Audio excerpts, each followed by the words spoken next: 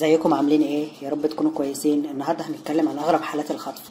في سوبر ماركت كان في ست معاها طفل صغير. بصوا نظرة الست، ايوه، راحت منمرة على الواد واخده الواد وماشيه. امه بتقول له ايه ده يا ابني؟ ابني ايه ده؟ لا مؤاخذة لا مؤاخذة، انا افتكرته ابني الصغير. يا في فرق. حالة تانية ايه؟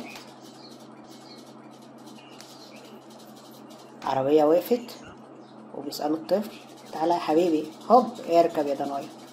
راجل تاني شايف عيلين واقفين، قال لك هناخد واحد منهم، هنصطاد عيل منهم. ايه العيال شافوه، اجري يلا اجري يلا اجري يلا. ملحقش حد منهم، رجع قبل ما الناس تتلم عليه.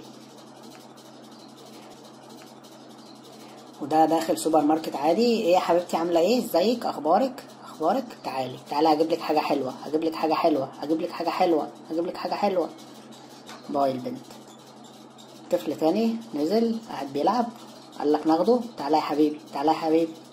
اخته جت ضربت الواد. يا جميله البت دي، جميله، شكلها واخده كورس الدفاع عن النفس. خدت اخوها وجريت. واحد تاني بيقولوا له اوصف لنا العنوان، وطبعا ده اللي بيحصل معانا كلنا. يا معلم هتمشي على طول، هتروح هتيجي، امشي تعالى امشي على طول. هوب ملاقيش الواد حواليه. ابنه فين؟ وده بقى لذيذ، خد الطفل وقال لك ايه، احنا نعمله شوربه اطفال الصبح نفطر بيه. ايوه يا حبيبي تعالى معايا. خد يا عم، انت بتعمل ايه ده اخوي؟ ده بقى دخل يسرق عيل من حضن امه. يا حلاوه. النسوان اتلمت عليه، هيقفشوه يعملوا منه شاورما.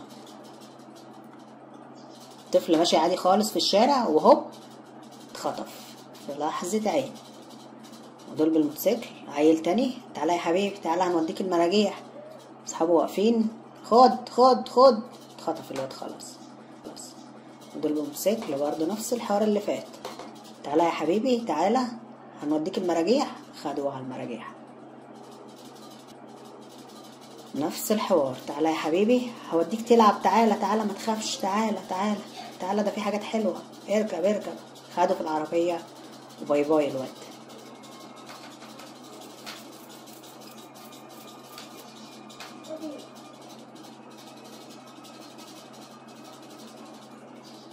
خلي بالكم من عيالكم، لان ده الكنز اللي باقي لنا في حياتنا.